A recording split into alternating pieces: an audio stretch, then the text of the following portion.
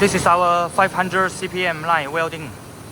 This is for the powder coating, and this is for the 500 welder. Now running 460 for diameter 73 size, with the lacquer coating and the induction oven. I will mainly introduce you for the welder. The welder, we have all ceramic system, ceramic, and roller ceramic. We have 5 servo motors to control this welder. For the wire driving, for the can pushing, can feeding, body blank, sucking and feeding, and also another one inside for the base become wider.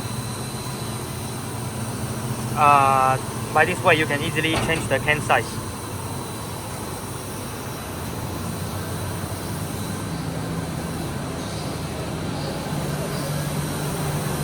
There is a central lubrication here, and the structure is a servo motor cam for the sucking. The rollers for no scratch, and if double shift, it's auto reject.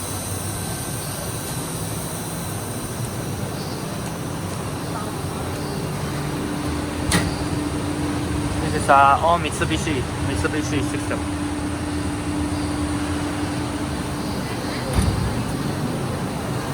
And it's with air condition and a separate inverter, frequency inverter, with a high speed pendulum system.